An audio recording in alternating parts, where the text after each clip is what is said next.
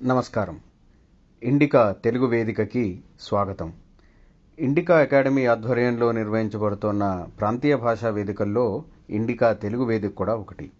సాహిత్యం, సంస్కృతి, చరిత్ర, జీవన విధానం, భక్తి కోణాల్లో రాతకోతలు అంటే కథలు, కవితలు, పాటలు, వ్యాసాలు, విశ్లేషణ, సద్విమర్శలు తదితర అంశాలు, తెలుగు భాషాభివృద్ధికి దోహదపడుతున్న వారి పరిచయాలు, ముఖాముఖి, ప్రశ్న జవాబులు వగైరాలు, కొండకొచో సదస్సుల నిర్వహణ ఇలాంటి కార్యక్రమాలతో ఇండికా తెలుగు వేదిక నిర్వహించడానికి మా వంతు కృషి చేస్తాం.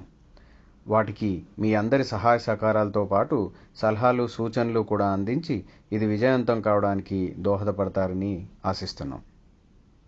ఈ వారం తెలుగు వేదిక పరిచయ కార్యక్రమంలో మనతో పిచ్చాపాటి కబుర్లకి ఐఐటి ఖరగ్పూర్లో చదివి అది పక్కన పెట్టి మనతో పురాణ వ్యక్తుల గురించి చదివించడానికి పూనుకున్న ఒక ప్రముఖ వ్యక్తి వస్తున్నారు.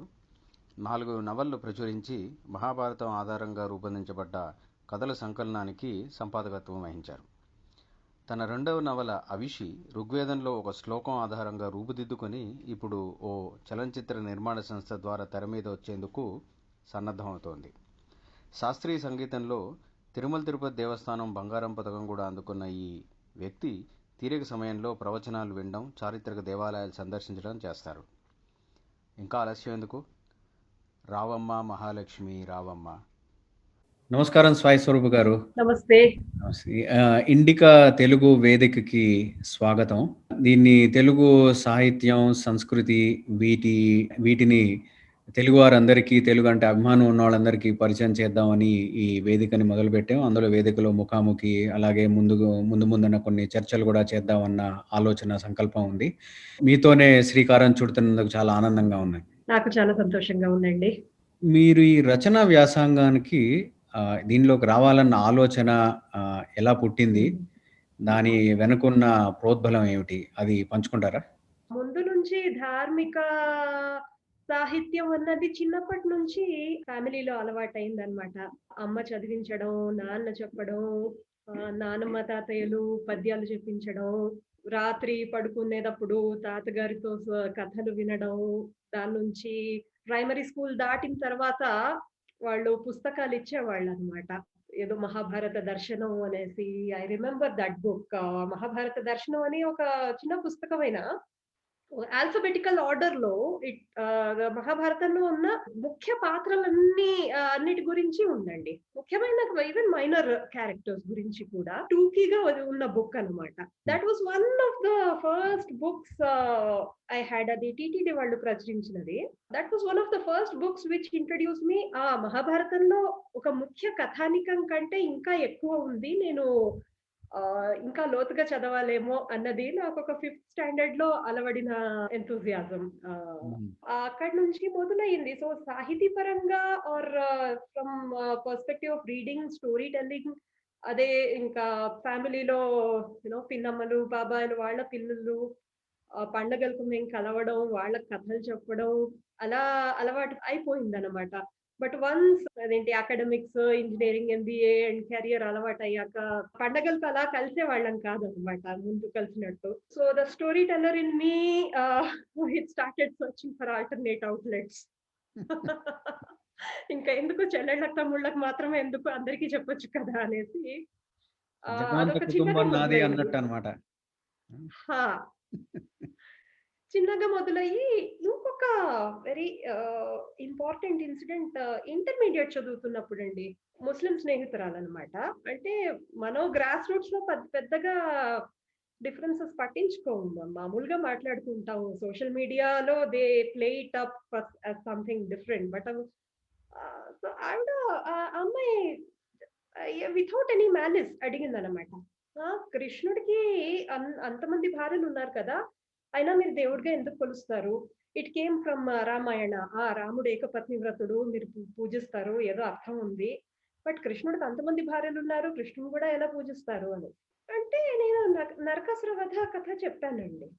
ఇదమ్మా సంగతి. ఆయన ఎంతో మంది 16,000 స్త్రీల జీవితాలను ఆయన బాగు చేశాడు, అందుకు అంతమంది భార్యలు కుదిరారు అనేసి. అందుకే మనం దీపావళి అందుకే కదా చేసుకునేది, నరక చతుర్దశి దీపావళి అందుకే కదా మనం చేసుకున్నది. అప్పుడు అందరం పటాకులు కాల్చేవాళ్ళం. మనకేమి డిఫరెన్సెస్ లేవు కదా! సో, తను అలాగా నాకు తెలీదు అనేసి ఒప్పుకుంది. బట్ సమ్‌హౌ ఈ ఇన్సిడెంట్ అనేది మిగిలిపోయిందండి. అంటే అంతగా తెలీదు. ఎందుకు అంటే ఆ అమ్మాయి అంటే ముస్లిం.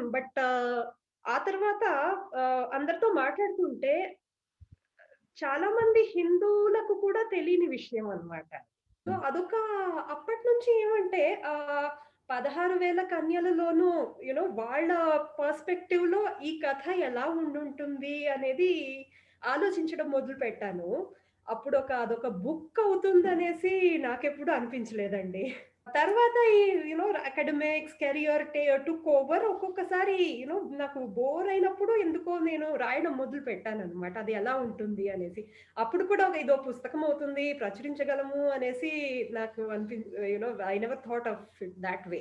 బట్ ఒక్కసారి ఆ కథ అంతా ఒక డ్రాఫ్ట్ అంటూ అయ్యాక స్నేహితులకు చూపిస్తే ఎందుకు పబ్లిష్ ఎందుకు చేయకూడదు అని మార్కెట్‌లో వేరే వాళ్ళు చాలా మంది రాస్తున్నారు. వాళ్ళకంటే నువ్వు బాగానే రాస్తున్నావు. మిత్రుల నుంచి కాస్త ఎంకరేజ్‌మెంట్ వచ్చింది. ఆ తర్వాత I started taking it up seriously. And another something I always remember this. ఒక ఎర్లీ డ్రాఫ్ట్ అభయన్ తీసుకొని ప్రచురిద్దాం అనేసి పబ్లిషర్స్‌ని అప్రోచ్ అయినప్పుడు అప్పట్లో దిస్ వాస్ 2013. ఎలా ఉండేదంటే మ మనం డైరెక్ట్‌గా పబ్లిషర్స్‌ని అప్రోచ్ అవుతే ఆహ్, ద వాళ్ళు మన డ్రాఫ్ట్‌ని చూస్తారో లేదో అని నమ్మకం ఉండేది కాదనమాట. హుహు. సో, ఈ లిటరరీ ఏజెంట్స్ అని ఉంటారు. వాళ్ళకి మనం అప్రోచ్ అయితే వాళ్ళు మనకు కొంచెం ఇలా ప్రచురించరు. ఇది కొంచెం మీరు చేంజ్ చేయండి అని చెప్పడము. హుహు. వాళ్ళకి ఏదో మార్కెట్‌కి తగ్గట్టుగా ఉండాలి. అది ఇది అని చెప్పడము. సరే మనం వాళ్ళ వాళ్ళ మాట వినడం అండ్ మోస్ట్‌లీ ఇట్స్ అదేంటి బాగానే ఉంటుంది. నేను కలిసిన ఆయన ఇప్పుడు ఆయన పేరు చెప్పుకోకూడదులెండి. The way he started influencing my story చాలా హ్మ్. క్లినికల్‌గా ఏవేవో చెప్తూ నేను రీరైట్ చేయడం మొదలుపెట్టాను. పెద్దాయన గదా! వినాలి ఎంతన్నా ఎక్స్‌పీరియన్స్ ఉంటుంది, అనుభవం ఉంటుంది. ఇది ఎందుకు లెక్క చేయాలి అని. I started taking his advice మళ్ళీ రాయడం మొదలుపెట్టాను. నా కథ నాకే నచ్చలేదండి. అంటే ఎలాంటి మార్పులు, చేర్పులు ఆయన సూచించారు? అంటే ఇప్పుడు బుక్‌లో హీరోయిన్ అభయ రైట్? ఒక చిన్న దేశానికి రాజకుమారి. She was strong and one of the changes he said ఆమెకు అమ్మ లేదనమాట. తండ్రే పెంచుతాడనమాట. సో, హుహు. ఒక తండ్రి కూతుళ్ళు ఎలా ఉంటారు, ఎంత ప్రేమగా ఉంటారు అన్నది ఆయన ఏం చెప్తాడు, రీడర్స్ రీడర్స్‌కి ఆ అమ్మాయి నచ్చాలి అంటే, ఆ అమ్మాయి కొంచెం ఏదైనా చిన్నప్పటి నుంచి కొంచెం కష్టమో, బాధో తెలిస్తే అప్పుడు నచ్చుతారు. But maybe you can show ఏంటి వాళ్ళ నాన్నకు అమ్మాయి నచ్చలేదు. అందుకే ఇంకొక అబ్బాయిని దత్తత తీసుకున్నారు. అంటే ఇది మహాభారత కాలానికి ఇది సరిపోదండి. మహాభారత కాలంలో even till late historical times ఒక ఆడపిల్ల పుట్టడం అంటే ఇంట్లో శుభం అది. సో, లైక్ సావిత్రి వాళ్ళ నాన్నగారు తపస్సు చేసి ఆ కూతురు కోసం తపస్సు చేశారాయన. సో, అట్లాంటి మహాభారత కాలంలో రాస్తున్నప్పుడు ఆడపిల్ల పుట్టడం అన్నది బాధాకరమైన విషయంగా తలచిన తండ్రులు లేరు ఆ కాలంలో. ఈవెన్ చారిత్రక కాలంలో గూడా లేరనమాట. హ్మ్. So, what he was advising me is డిస్టార్టింగ్ the times to suit a narrative here. Right? అది నాకు రాసిన తర్వాత అర్థమైంది. ఏం చేస్తున్నాడు నా కథతో ఈయన అనేసి.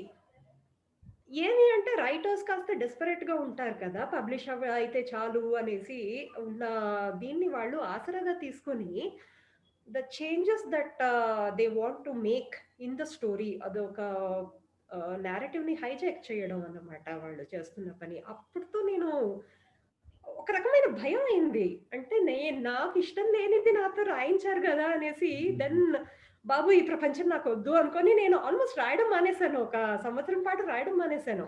మేము లండన్ వెళ్ళడం జరిగింది. అక్కడ దేర్ ఇస్ ఈ independent writers are very strong there. Sorry చాలా టైమ్ తీసుకుంటున్నానేమో లేదు, లేదు, ఇంకొక లేదు. ప్రశ్నకు. బాగుంది చెప్పండి.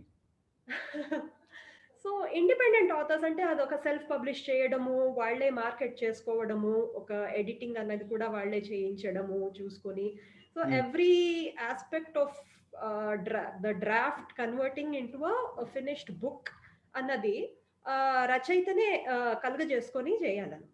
So that is how self publishing works. లండన్‌లో అది ఈ ఇండిపెండెంట్ ఆథర్స్‌తో నాకు ఏర్పడిన పరిచయం నుంచి కొంచెం నేర్చుకున్నాను వాళ్ళతో. అండ్ అక్కడ బాగా they share everything and there is an open space to share multi cultural పర్స్పెక్టివ్స్‌ని పెట్టడానికి కూడా ఆహ్, అక్కడ బాగా అవకాశం దొరికింది.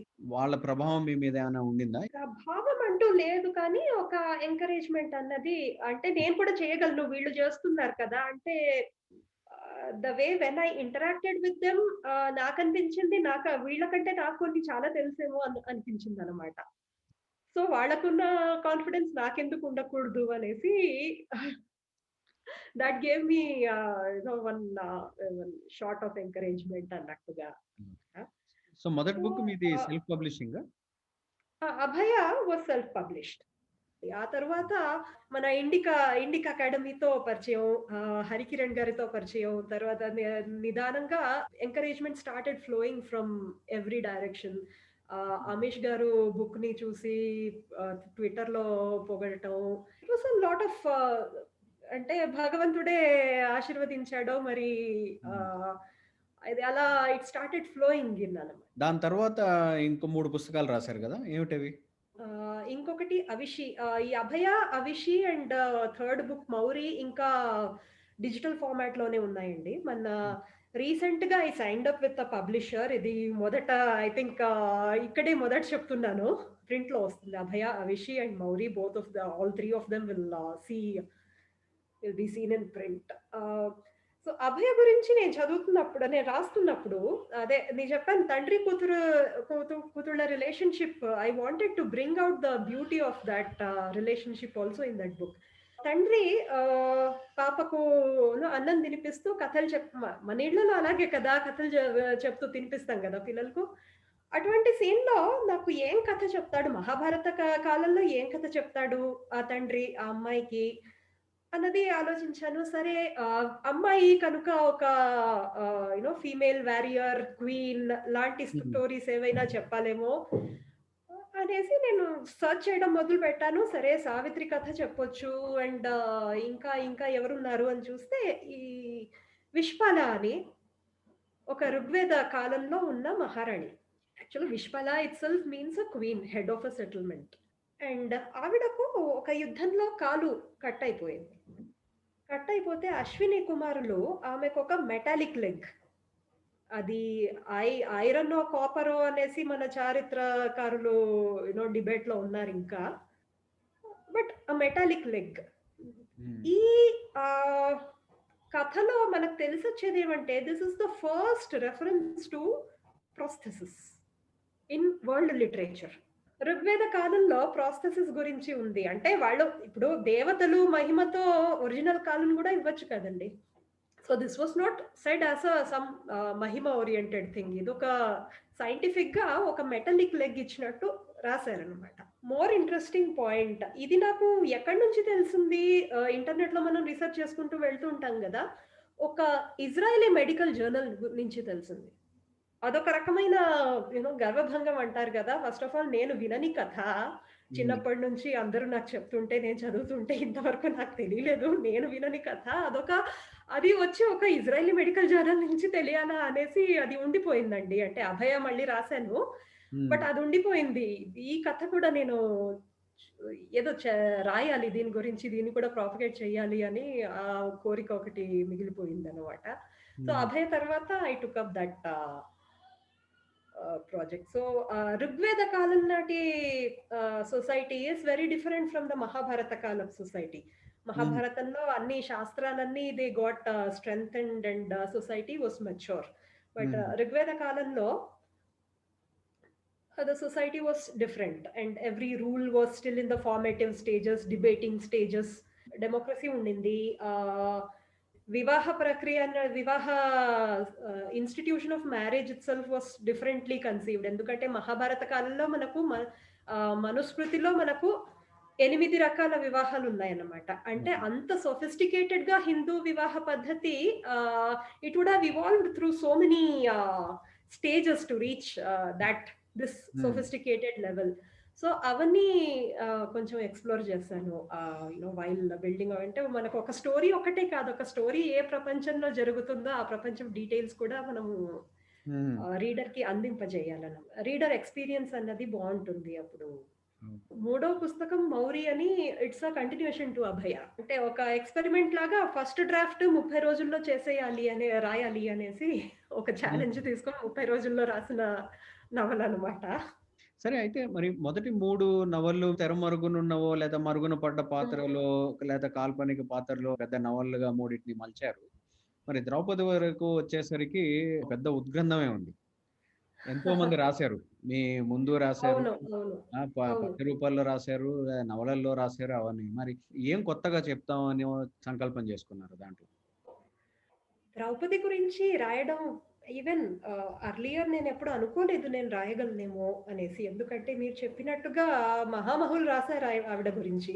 అండ్ వేదవ్యాసుడు చెప్పనిది మనం చెప్పడం అనేది కుదరదండి. మహాభారతం ఒక్కొక్క శ్లోకం చదివి దాని తాత్పర్యము, భావార్థము, పెద్దవాళ్ళు రాస్తున్న భాష్యాలు అవన్నీ చదువుతుంటే ఈవెన్ ఆయన రాయంది మనం రాయగలమా అని అనుకోవడం గూడా అదొక పొగురనే చెప్పాలనమాట. హ్మ్. బట్ ద్రౌపది గురించి మనం యూ నో ఎస్పెషల్లీ ఆంగ్ల భాషలో రాయడం వచ్చిన రచనలు ఎటువంటివంటే ah, any book written it reflects contemporary times more than the Mahabharata. హ్మ్. అది అది ఒక రచయితల డ్యూటీ కూడా ఒక రకంగా. హుహు. ఆహ్, ఇది ఈవిడ ఈ కాలంలో ఈ బుక్ రాసారు అనేసి ఒక 200 ఏళ్ల తర్వాత ఎవరైనా చదువుతున్నప్పుడు వాళ్ళు తెలుసుకోవాలన్నమాట. హ్మ్. So, we have a duty to reflect contemporary issues. But ఇక్కడ ద్రౌపది పాత్రలో ఏం జరిగింది అంటే ఆహ్, ఆవిడ గురించి ఒక మిస్‌అండర్‌స్టాండింగ్స్. ఒక ఒక త్రోవకు చెందిన వాళ్ళు ఎలా ఏమనుకున్నారు ఆవిడ చాలా అదేంటి ఆహ్, రివెంజ్‌ఫుల్ వెంజ్‌ఫుల్ ఎప్పుడు ప్రతీకార జ్వాలల్లో రగిలిపోయిన స్త్రీలాగా చూడటము. హ్మ్. లేక ఇంకొక కోవకు చెందిన వాళ్ళు ఎస్పెషల్లీ ఫెమినిస్ట్ లిటరేచర్ అంటే ఆమెకు ఇంకా జరగని అన్యాయం లేదు.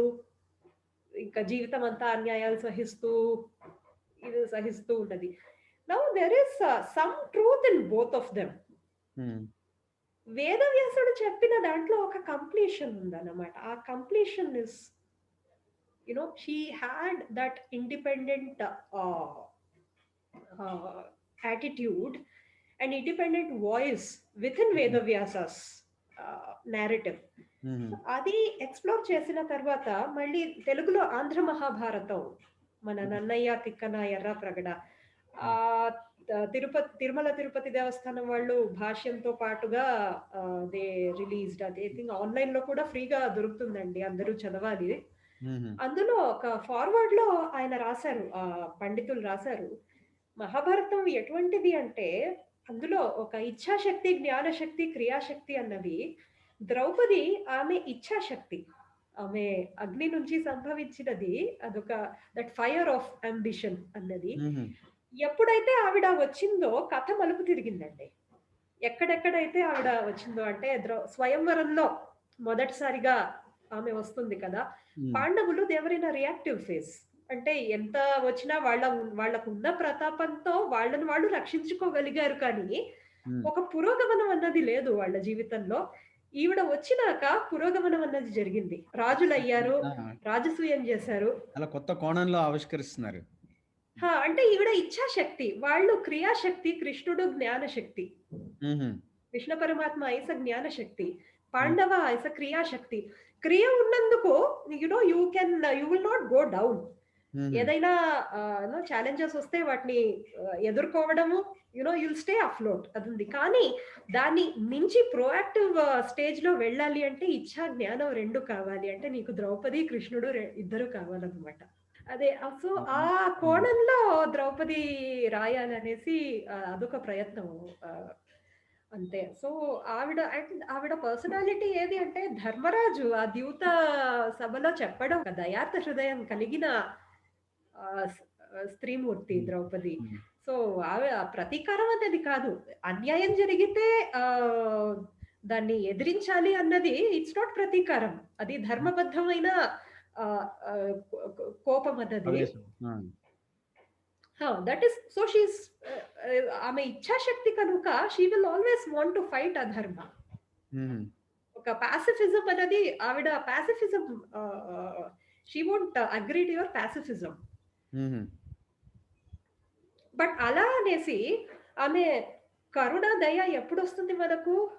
ఎప్పుడు కనిపిస్తుంది మనకు అంటే, యుద్ధం అంతా అయిపోయాక మిగిలిన ఆవిడ 5 మంది కొడుకుల్ని అర్ధరాత్రి చంపేస్తాడు అశ్వత్థామ.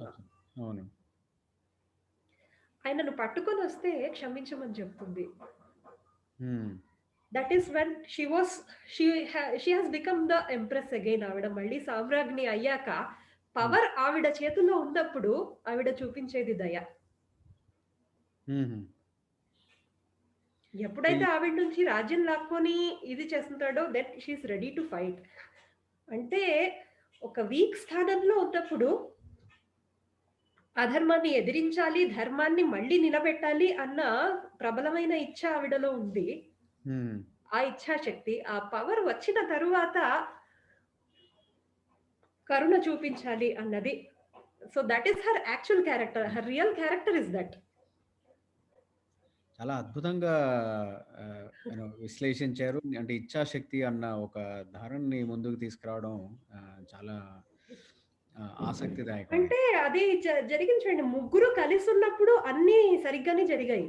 ఇప్పుడు తెలిస్తే ఒక్కరు దూరం అయిపోయినప్పుడు ద్యూత క్రీడ జరిగినప్పుడు కృష్ణుడు లేడు. సో ఆ జ్ఞాన శక్తి దూరం అయినందుకు ఎలాగో బయటపడ్డారు ఇద్దరు కలిసి. కానీ దే లాస్ట్ ద పవర్. ఆ జ్ఞాన శక్తి పోయినప్పుడు పవర్ అన్నది పోతుంది. ఇచ్ఛాక్రియ ఉన్నా కూడా ఏదో కూడగట్టుకుంటాం కానీ ఆ పవర్ అన్నది పోతుంది. మళ్ళీ వీళ్ళు ముగ్గురు కలిసి ఉన్నప్పుడు రాజసూయం ముందు, మళ్ళీ యుద్ధం అప్పుడు మళ్ళీ ఇంకొకసారి కలిసారు కాబట్టి మళ్ళీ ప్రపంచాన్ని గెలవగలిగారు. So that is lesson we have to take అన్నమాట. 4 పుస్తకాలు రాసిన తర్వాత ఇంకా రాయడం పక్కన పెట్టి కొంతసేపు మరుగున పడ్డ మహావీరుల కథలు భారతంలోంచి వెలికి తీయాలని కానీ, అది మీరు కాకుండా మిగిలిన వాళ్ళు వేరే వాళ్ళందరూ రాస్తే వాటిని సంకలనపరచాలన్న ఆ ఉద్దేశం ఎలా వచ్చింది? అండ్ దాన్ని ఎలాగా మీరు సఫలీకృతం చేసుకున్నారు? సో అన్సంగ్ వాలర్, ఒక్క నిమిషం అండి, బుక్ పక్కన తీస్తాను. Draupadi is the sung valour and ఇప్పుడు unsung valour. Wrongly sung valour. But so unsung valour ఈ బుక్ వచ్చింది అంటే ఫస్ట్ మనం హరికిరణ్ గారిని అనుకోవాలి. ఆయన ఐడియా అండ్ ప్రోత్సాహం చాలా ఉంది దీని వెనకాల. కిరణ్ గారు ఆఫ్ ఇండికా. ఎలా జరిగిందంటే, నేను కురుక్షేత్రం itself has a very అంటే మనకు తెలియని సత్యాలు చాలా ఉన్నాయి. యుద్ధంలోనే 18 రోజులు యుద్ధంలోనే అంటే ఇప్పుడు ధర్మరాజు దుర్యోధనుడిపై 4 సార్లు గెలిచాడండి. అంటే మనకు కథ నుంచి మనకు వచ్చిన ఒక అండర్స్టాండింగ్ ఏమి అంటే, ధర్మరాజు పాసిఫిస్ట్ కనుక ఆయన యుద్ధం చేయలేడేమో అని. ఆర్ భీమార్జునులు ఉన్నారు కదా, ఆయనకు ఎప్పుడు యుద్ధం చేసే అవసరం పడలేదు కనుక maybe he's not that great a warrior అని. దుర్యోధనుడు ఏదో చాలా పెద్ద వారియర్ అనుకుంటాం కదా. పాండవులలో ఒక్కసారి నకులుడు అండ్ వన్ మోర్ ఒక 4 విక్టరీస్ అంటూ ఉన్నాయి దుర్యోధనుడికి అన్నమాట. ఇంకా ప్రతి వాడికి ఓడిపోయారు. భీముడికి ఓడిపోయాడు, అర్జునుడికి ఓడిపోయాడు, సాత్యకి దృష్టద్యుమ్నులకు ఓడిపోయాడు. And there is another Panchala రాజకుమారుడు ఒక ఆయన యుధమన్యు అని, ఆయన కవల పిల్లలు వాళ్ళు యుధమన్యు అని, ఉత్తమ ఔజసాలు. వాళ్ళిద్దరూ అర్జునుడి చక్ర రక్షణ చేసేవాళ్ళు అన్నమాట. రథ చక్రాల మీద ఎవరు పడకుండా. అంటే బికాస్ సో దీంట్లోనే మనకు యుద్ధ స్ట్రాటజీ అనేది అర్థమైపోతుంది చూడండి. ఒక మహారథి వెళ్ళాలి అంటే ఎవరెవరు కావాలి, మనకు సారథ్యమో కావాలి ఆఫ్ కోర్స్. సో ఇరు లను రక్షించే మహారథులు కూడా కావాలన్నమాట. సో యుధమన్యు, ఉత్తమౌజస్ అనేవాళ్ళు చక్ర రక్షణ చేసేవాళ్ళు అర్జునుడికి. అయితే ఇంట్రెస్టింగ్ జాబ్స్ ఉన్నట్టున్నాయి యుద్ధంలో కూడా. అయ్యో! చాలా అండి. అవన్నీ అంటే వెలికి తీయడం ఈవెన్ ఇంకొక కార్యక్రమంగా పెట్టుకోవాలి మీరు. అవును. I think. సో చెప్పండి. నేను కురుక్షేత్రంలో ఏమేం జరిగాయి, ఒకసారి నాకు అది క్వాంటిటేటివ్ స్టడీ చేయాలనిపించింది. ఎన్ని యుద్ధాలు జరిగాయి, ఎవరెవరి మధ్య జరిగాయి, ఎవరు ఎక్కువ గెలిచారు అనేసి చేయాలనిపించింది. దానికి కూడా నేను హరికిరణ్ గారిని అనుకుంటారు. ఎందుకంటే ఆయన ఒకసారి ఒక there was one analysis about Game of Thrones. So ఆవిడెవరో వెంగేజ్ or somebody some graphic analysis company ఆవిడ. She did an analysis on Game of Thrones లో ఎన్ని కాంట్రవర్సీస్ జరిగాయి, ఎవరెవరు ఎన్ని చేశారు, ఎన్ని కాన్స్పిరసీ థియరీస్ ఎన్ని జరిగాయి అన్నది మంచి గ్రాఫ్స్ వేసి అదొక it became viral at that time 2015-16 some time 16-17 లో. అప్పుడు నాకు అనిపించింది, అవును కురుక్షేత్రంలో ఎన్ని యుద్ధాలు జరిగాయి, మనం దాన్ని ఎందుకు అనుకోకూడదు, ఇలాగే చేయొచ్చు కదా అనేసి. క్రిటికల్ ఎడిషన్ లో తీసుకుంటే అది ఒక 2.5 వాల్యూమ్స్ కురుక్షేత్ర యుద్ధమే ఉంది. Right from volume 5, half of volume, some 40% of volume 5 నుంచి స్టార్ట్ అయ్యి మనకు వాల్యూమ్ 6, 7 and 8 3.5 బుక్లు. మనకు భీష్మ పర్వం, ద్రోణ పర్వం, కర్ణ పర్వం, శల్య పర్వం, తర్వాత సౌప్తిక పర్వం, అశ్వత్థామ జరిగి. సో అన్ని మనము జత చేసుకుంటే నేను ఒకసారి 2 సార్లు 2 rounds of counting I did. And మనకు 466 కన్ఫ్రంటేషన్స్ అనేవి జరిగాయి. అంటే ఒక ఇద్దరు మహారథుల మధ్య ద్వంద్వ యుద్ధం కానీ, ఒక లైక్ అభిమన్యుడి మీద జరిగింది క్యుములేటివ్ అటాక్, అటువంటివి చాలా జరిగాయి. అంటే it's not the only incident, అటువంటివి చాలా జరిగాయి అనమాట అన్నది. మళ్ళీ ఇరు పక్కల మల్టిపుల్ వ్యారియర్స్ ఎవరెవరినన్నా కొట్టొచ్చు, ఎవరెవరినన్నా అటాక్ చేయొచ్చు. That's actually real nature of war అన్నమాట. మళ్ళీ ఆ జనరల్ అటాక్ నుంచి ఒకరొకరు బయటికి వచ్చేసి ద్వంద్వ యుద్ధం మళ్ళీ చేయడం, మళ్ళీ వాళ్ళకి ఇంకోరు సహాయం రావడము. The whole description is conveys the real nature of Mahabharata war. అంటే కాల్పనికం అన్న వాళ్ళు కల్పించవలసిన వాళ్ళు ఎవరు ఇంత డీటెయిల్ యాడ్ చేయరండి కదా. మనకు అంటే నేను రచయితగా చెప్తున్నాను, నేను కల్పిస్తున్నప్పుడు ఒక మహా అంటే 2-3 యుద్ధాలు పెడతానేమో, ఇంకా ఏదో జార్జ్ మార్టిన్ లాంటి వాళ్ళు ఇంకొక 10 యుద్ధాలు పెడతారేమో గాని 466 ద్వంద్వ యుద్ధాలు పెట్టాల్సిన అవసరం వ్యాసుడికి ఏం పట్టింది చెప్పండి ఎవరికన్నా. అందుకే ఇతిహాసం అయింది. ఇతిహాసం పరంగానే చూడాలి తప్ప ఏదో మైథాలజీ అన్నట్టు అలాంటి ఆ దృక్కోణంలో చూడకూడదు. ఆ దృక్కోణంలో చూడకూడదు. అండ్ రోజు గడిచేటప్పటికి ఆ డెస్పరేషన్ పెరుగుతుంది చూడండి. అంటే మొదటి రోజు అన్ని రూల్స్ ప్రకారము జరగడం, ఒక 5వ రోజుకి వచ్చేసరికి అయ్యో ఏంటి ఇలా జరుగుతోంది, కొంచెం డిఫరెంట్లీ అనుకోవడం. 10వ రోజుకి వచ్చేసరికి మర్చిపోదు, వి హ్యావ్ టు విన్ అనడము. అంటే డెస్పరేషన్ పెరగడం అన్నది కూడా చూస్తాము చదువుతుంటే. ద్రోణుడి రాకతో ఆయన ఏం చేశాడంటే స్ట్రాటజీ పరంగా హీ డిసైడెడ్ దట్ అర్జునుడు మెయిన్ స్ట్రీమ్ బ్యాటిల్ లో ఉన్నంత కాలం మనం ఏం చేయలేము, కాబట్టి ఏదో తీసి అర్జున్ని పక్కదారి పట్టించాలి. బట్ ఆయనకేమంటే పాంచాలుల వైపు కొంచెం పర్సనల్ శత్రుత్వం ఉండేదండి. అవును, అది తీర్చుకోవడానికి he almost sacrificed the larger goal of victory for Kauravas అన్నమాట.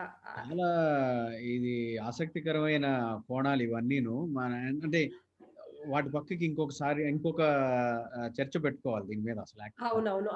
Coming back to this book, ఎలా అంటే ఆ రీసెర్చ్ ని నేను హరికిరణ్ గారికి చూపిస్తే అన్నారనమాట, ఇప్పుడు అర్జునుడు, అభిమన్యు, సాత్యకి అన్న వాళ్ళు, అండ్ ఈవెన్ ద్రోణుడు, భీష్ముడు వాళ్ళంతా మహామహులు గెలిచారు అంటే దర్స్ నథింగ్ టు బి ఆశ్చర్యపోయే విషయం ఏం లేదు. కానీ ఈ యుధమన్యు దుర్యోధనుడితో గెలవడము, అండ్ శకుని సహదేవునితో గెలవడము, భగదత్తుడు భీముడితో గెలవడము, అన్నది దోస్ ఆర్ అదేంటి లా అన్సంగ్ అన్నది really unsung and forgotten episodes of this war. So ఇరు ప్రక్కల వీళ్ళేమి ఇప్పుడు భగదత్తుడు అన్న he did not have any personal enmity పాండవులం ఇది. సో ఎటువంటి వాళ్ళు పాల్గొన్నారు యుద్ధంలో, వాళ్లకు ధర్మం అంటే ఏమో ఒక ఇది ఉంటుందన్నమాట, ఒక అండర్స్టాండింగ్ ఉంటుంది. వాళ్ళు ఎందుకు ఆ డెసిషన్ తీసుకున్నారు, పిల్లలు యునో ద నెక్స్ట్ జనరేషన్ వాళ్ళని ఏమేం ప్రోత్సహిస్తేనో whatever factors contributed for their participation అన్నది ఈ బుక్ లో చూడడం జరుగుతుందండి. యుయుత్సు. సో వీ హ్యావ్ ఇందులో ఎక్స్ప్లోర్ చేసిన క్యారెక్టర్స్ ఆర్ ఇరావంతుడు అంటాం కదా, ఇళావంతుడు అంటాము, అంటాం కదా. ఆయన అర్జునుడికి ఉలుపుకి పుట్టిన కొడుకు అనమాట. ఆయన గురించి ఒకటి there are folklores. He sacrificed himself for అదేంటి వాళ్ళ తండ్రి విజయం కోసము ఆయన. కానీ మహాభారతంలో ఆయన 8వ రోజు వరకు పోరాడారన్నమాట. పోరాడి గాంధారులను గెలిచాడు, అవంతి రాజులను కూడా గెలిచాడు, రాజులతో గెలిచాడు. సో ఆయన గెలిచిన విక్టరీస్ చాలా ఉన్నాయి, అవి అనుకోము కదా.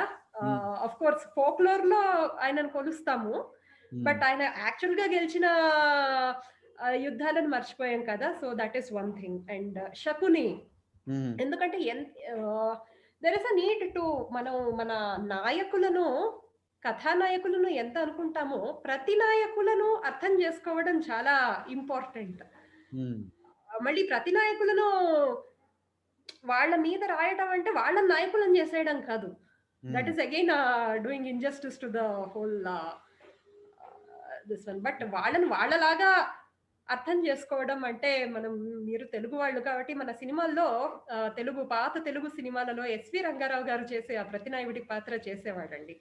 ఆయన పాత్ర పోషించినప్పుడు there is no distortion of narrative.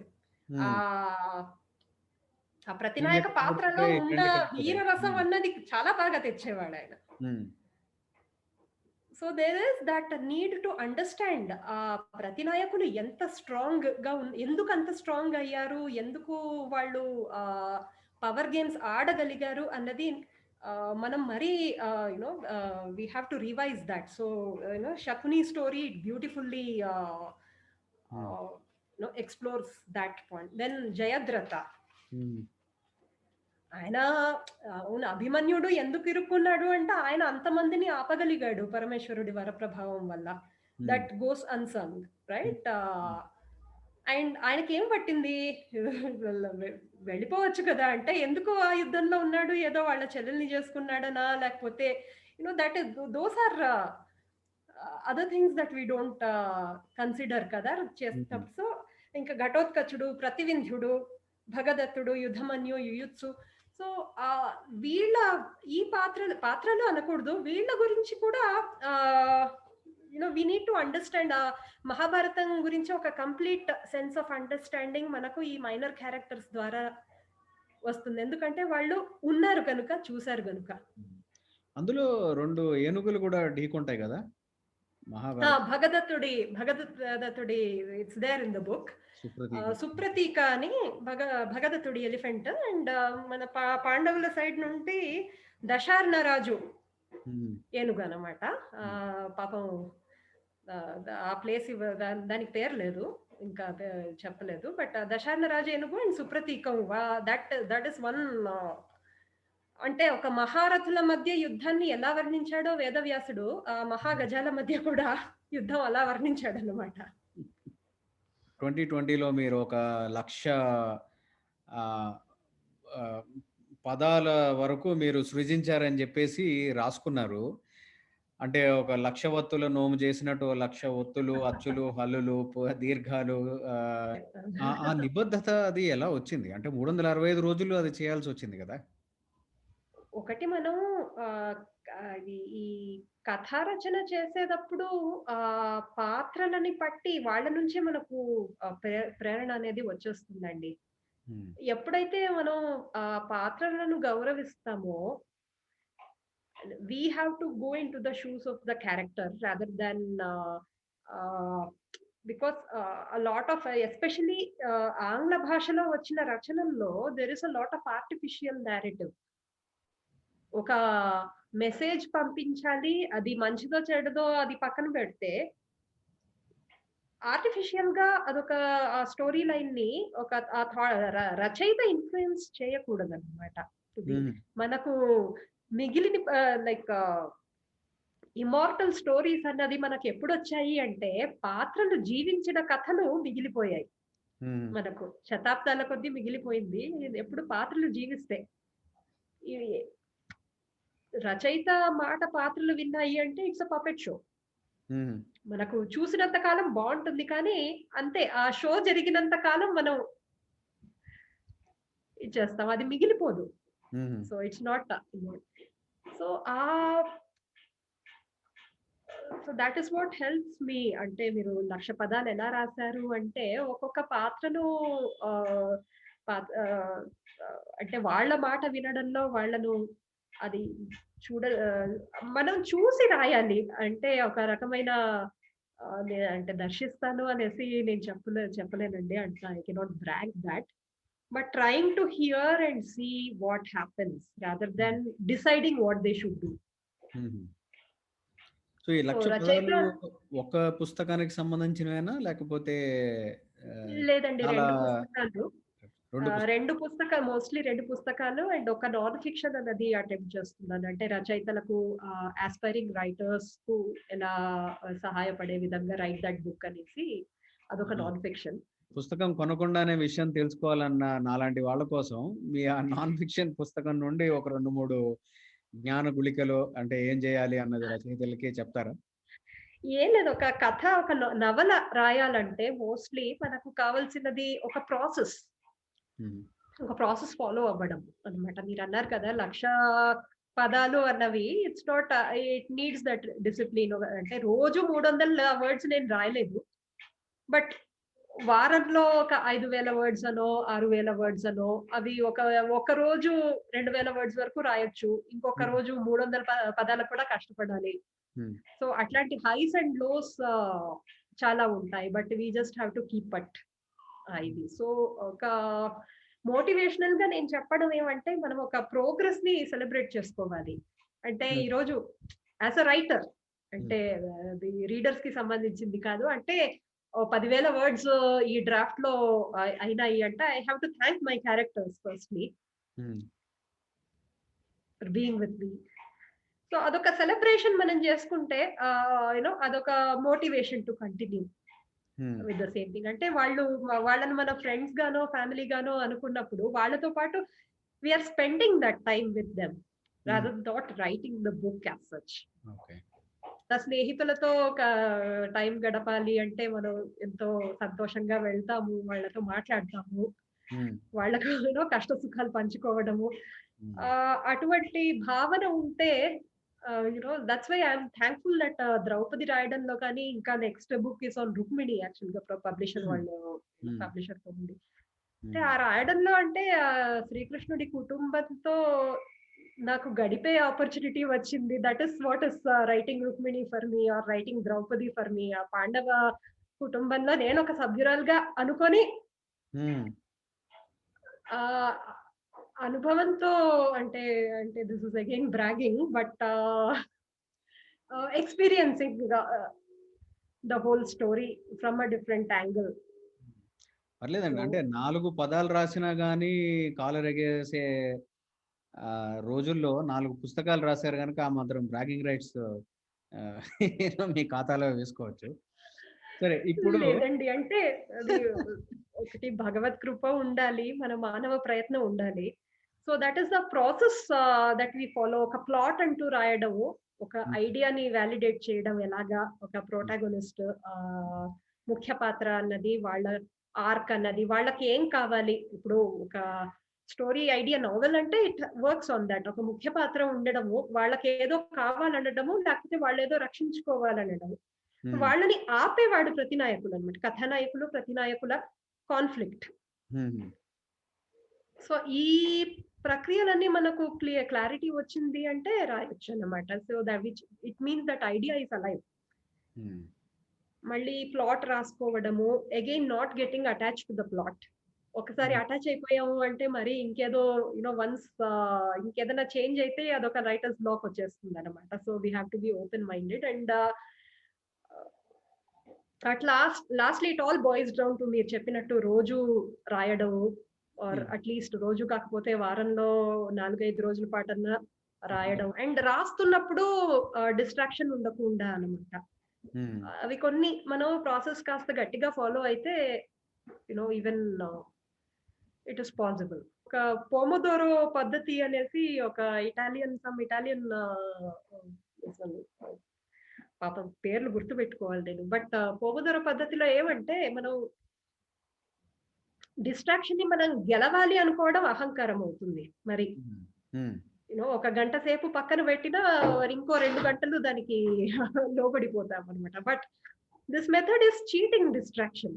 ఏవి అంటే 25 నిమిషాలు నేను నా కథ మీద ఫోకస్ చేసుకొని తర్వాత కావాల్సింటే ఏమైనా చేస్తాను అనుకోవడం. సో అదే మన హ్యూమిలిటీ అన్నది ఉండిపోతుంది అనమాట. అంటే ఏదో గెలిచేసినట్టు కాకుండా బట్ ఆ 25 నిమిషాల్లో మనం ఫోకస్ చేసి రాస్తాం. గెలిచేట్టుగాను గేలి చేసేట్టుగాను రెండు లేకుండా అండ్ ఒక్కసారి మొమెంటం వచ్చింది అంటే మనకు డిస్ట్రాక్షన్స్ దే డోంట్ మ్యాటర్. ఆ మొమెంటం వచ్చేంత వరకు మన సంకల్ప బలం ఉండాలన్నమాట. సో ఆ సంకల్ప బలానికి తోడ్పడేది ఇటువంటి మెథడ్స్ అన్ని. So basically explored those in this book. So ఇదే ధారణతో మీరు ధారాళంగా మీ కళ నుండి ఇలానే జాలువారుతూ ఉండాలన్న ఆకాంక్ష మా అందరికీ ఉంది. చివరిలో కొన్ని యక్ష ప్రశ్నలు. నచ్చిన రచయితలు ఎవరు? సంస్కృతంలో వ్యాసుడు, తెలుగులో పోతన, వాళ్ళని మిల్చిన వాళ్ళు అంటే కష్టం అండి. ఇంకా సరే, నచ్చిన వంటకం? రచనల్లో తెలుగులో నాకు అడవి బాపిరాజు అండ్ ఇంకొద్దిగా లైట్ గా చదవాలి అంటే మధుబాబు. కవిత్వాలు చదవాలా అంటే ఈ మధ్య అరుణ్ వేమూరి గారు అని ఉన్నారు. చాలా సంతోషం. సరే, నచ్చిన వంటకం తెలుగు తిండి? గుత్తి వంకాయ కూర. ఆపేయండి అక్కడితో, ఇంకా వెళ్ళకండి ముందుకి. అదొక్కటి చాలు జీవితానికి. మొబ్బట్టు. నచ్చిన ప్రదేశం చెప్పాలంటే పుట్టిల్లు. ఎన్నిసార్లు వెళ్ళినా కొత్తదనం పోని ఇది. బట్ ప్రదేశాలు అంటే అని చెప్పుకోవాలంటే ఒకటి కాశీ, ఇంకొకటి తిరుపతి. ఎప్పుడు వెళ్ళినా అదొక పుట్టింటికి వెళ్ళిన ఫీలింగ్ వస్తుందన్నమాట ఆ 2 ప్రదేశాలలో. అది నాకే ఉంటుందో లేకపోతే అందరికీ ఉంటుందో తెలియదు కానీ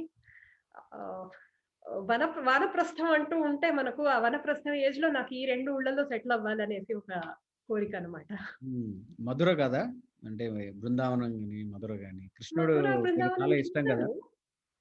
అవును, కృష్ణ అంటే చాలా ఇష్టం. But maybe this one is different. And okay. So పుట్టిల్లు అన్నారు అంటే రాయలసీమ, అనంతపురం? అనంతపురం, రాయలసీమ. రాయల ఆస్థానంలో ఉండదగిన విదుషీమణి. తెలుగు, ఇది కూడా యక్ష ప్రశ్నలో భాగమే. తెలుగు అంటే అన్నిటికీ ఆధారం అండి. ఒక ధార్మిక సాహిత్యానికి అంటే నాకు సంస్కృతం అంటూ నేనేం పెద్దగా చదువుకోలేదు, కానీ సంస్కృతానికి ధార్మిక సాహిత్యానికి నాకు ఉన్న బ్రిడ్జ్ ఇస్ తెలుగు అన్నమాట. తెలుగు ద్వారానే నేను చదవగలిగాను. తెలుగు ప్రవచనాలు వింటాను. మన గరికపాటి గారు కానీ, చాగంటి గారు, సామవేదం షణ్ముఖ శర్మ గారు, వాళ్ళు ఒక టాపిక్ అనగా వాళ్ళు ఏం మాట్లాడినా దాని నుంచి వచ్చే జ్ఞానం మనతో నిలిచిపోతుంది అనమాట. తెలుగు అంటే అన్ని అనుకోవాలి. చరిత్ర కానీ, మన విజయనగర చరిత్ర అండ్ వంటకాలు, అవధానం. చాలా సంతోషం సాయి స్వరూప గారు. నిజంగా అరగంట అనుకున్నాను, గంట గడిచిపోయింది. ఎలా గడిచిందో కూడా అర్థం కాలేదు. ఇప్పుడు దీన్ని ఎలా ఎడిట్ చేయాలా అన్నది ఇంకొక ఇది మొత్తం పెట్టేయచ్చు. చూసేవాళ్ళ ఓపిక, బట్ చూపించాలన్న తాపత్రయ తపన మాత్రం నాలో పూర్తిగా ఉన్నాయి. చాలా అద్భుతంగా మాట్లాడారు. చాలా విషయాలు పంచుకున్నారు. చాలా సంతోషం అండి. ఇలాగే మీరు ఇంకా మరిన్ని పుస్తకాలు రాస్తూ జనరంజకంగాను, ధార్మికబద్ధంగాను మా అందరి ముందు ఇలా ఎన్నో విషయాలని, వ్యక్తుల్ని, వ్యక్తిత్వాల్ని మన పురాణాల నుండి, ఇతిహాసాల నుండి, సంస్కృతి నుండి ముందు పెట్టాలని కోరుకుంటూ సెలవండి. వచ్చినందుకు నిజంగా థాంక్ యూ చాలా సో మచ్. ధన్యవాదాలు. ఇంకా తెలుగు కూడా ఇలాగే పెరగాలి, దినదిన ప్రవర్ధమానం అవ్వాలి. ఇంకా ఎందరో మహామహులతో మీరు ముఖాముఖి చేయాలి, నేను చూడాలి. నమస్కారం. ధన్యవాదాలండి.